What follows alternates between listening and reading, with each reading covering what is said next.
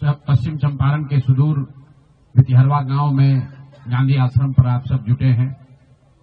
2-3 बातें। पिछले 6-7 दिन बहुत कठिन समय रहा है। इसलिए नहीं कि जनसुराज चुनाव हार गया, इसलिए कि बिहार में लोकतंत्र के साथ एक बहुत बड़ा अन्याय हुआ है और जनसुराज की सोच से जुड़े हुए लोग, जनसुराज को मानने वाले लोग, जनसुराज परिवार के सदस्यों के लिए गांधी जी का भितिहरवा स्थित ये आश्रम हमेशा से प्रेरणा का स्रोत रहा है। तो जब हम लोगों के लिए ये कठिन समय रहा है तो हम लोग वहां पर वापस आए हैं जहां से इस सोच की, जहां से इस अभियान की शुरुआत करी थी आज से 3.5 साल पहले। यहीं से चंद लोगों ने पैदल चलना हम लोगों ने शुरू किया था। देखते देखते 2-2.5 बरस में जनसुराज लाखों लोगों का परिवार बन गया। लाखों लोग इस सोच से जुड़े और सबसे बढ़ के बिहार में लाखों ऐसे लोग हैं जिनके मन में ये आशा जगी कि बिहार में भी कुछ बदल सकता है, बिहार में भी व्यवस्था बदल सकती है, बिहार में भी बच्चों के लिए पढ़ाई हो सकती है, यहां पर भी रोजगार हो सकता है, यहां पर से भी पलायन बंद हो सकता है। लोकतंत्र में चुनाव में हार जीत होती रही है। हम लोग चुनाव से जुड़े रहे हैं, ये कोई नई बात नहीं है, नई घटना नहीं। लेकिन लोकतंत्र की बुनियाद में है वोट। सबको वोट देने का, स्वतंत्र होकर वोट देने का अधिकार होना चाहिए। स्वतंत्र भारत के इतिहास में पहली बार ऐसा हुआ है जब समाज का जो गरीब तबका है उसका वोट खरीद लिया गया।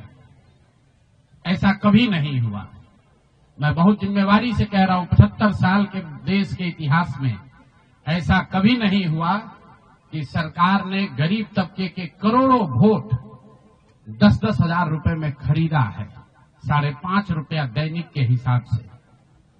ये साधारण बात नहीं है। आप जब संविधान लिखा जा रहा था तो बाबा साहब अम्बेडकर ने क्या कहा है, जाकर पढ़िए। उन्होंने कहा कि मैं देश, आपकी जानकारी के लिए बता दूं, भारत उन चंद देशों में है जहां आजादी के बाद पहले दिन से यूनिवर्सल वोटिंग का राइट है कि गरीब से गरीब आदमी भी, अनपढ़ हो, पढ़ा लिखा हो, किसी वर्ग का हो, किसी जाति, किसी धर्म का हो, उसको वोट देने का अधिकार है। अमेरिका जैसे देश में यह अधिकार मिलने में 10 को लग गए। इस देश में यह अधिकार रहा है और बाबा साहब ने कहा कि मैं लोगों को हथियार नहीं, उनको वोट का अधिकार दे रहा हूं और वो वोट के अधिकार से ही पूरी व्यवस्था बनती चलती है। सरकार चुनाव के पहले योजना निकालती है कि जो लोग भी गरीब हैं, जो लोग, आप जो कैबिनेट का डिसीजन है उसको पढ़िए, उसमें लिखा गया है कि जो लोग भी इनकम टैक्स नहीं देते हैं और जो सरकारी नौकरी नहीं करते हैं, वो सारे परिवार के लोग, उनको 2-2 लाख रुपया दिया जाएगा रोजगार करने के लिए और फिर अगले 1 महीने तक सरकारी व्यवस्था लगाकर महिलाओं को 10-10 हजार रुपए देकर उनका वोट खरीदा जाता है। उनके पीछे सरकार की व्यवस्था लगती है, वो पैसा लेकर बदल ना जाए। उनको जीविका के समूहों से जोड़ा गया, उनको जीविका की दीदियों को उनके पीछे लगाया गया कि भाई तुम जाकर इसी पर वोट करना। ये हुआ है तब आपको ये प्रचंड बहुमत दिख रहा है। कल गांधी मैदान में लोग शपथ ले रहे हैं, शुचिता की शपथ ले रहे हो। हम लोग नीतीश कुमार को ईमानदार व्यक्ति मानते हैं। मैं व्यक्तिगत तौर पर उनसे जुड़ा रहा हूं, व्यक्तिगत तौर पर ईमानदार। लेकिन ये ईमानदारी की कौन सी परिभाषा है? सिर्फ कॉन्ट्रैक्टर से और ट्रांसफर पोस्टिंग में पैसा लेना ही बेईमानी नहीं है। संविधान में जो बात लिखी गई है उसकी अवहेलना भी बेईमानी है। और ये सिर्फ बिहार का मसला नहीं है। मैं आपके जरिए पूरे देश के लोगों को ये बताना चाहता हूं, ये बिहार के चुनाव के परिणाम, आप इसको गंभीरता से लीजिए। ये जनसुराज का मामला नहीं है। अगर ये चीज अलाउ कर दी जाए तो देश से लोकतंत्र खत्म हो जाएगा। कोई भी दल जो सत्ता में है वो कभी चुनाव ही नहीं हारेगा। किसी भी सरकार के लिए 15, 20, 30 हजार करोड़ रुपया कहीं से कर्ज लेकर भी लोगों से को बांटने में कोई दिक्कत नहीं, कोई कर सकता है।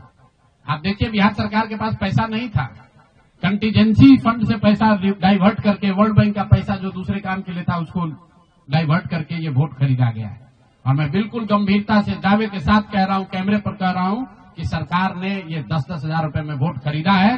अगर मैं गलत कह रहा हूं तो सरकार हम पर केस कर दे, हमको जेल में डाल दे, पीछे हटने वाले नहीं।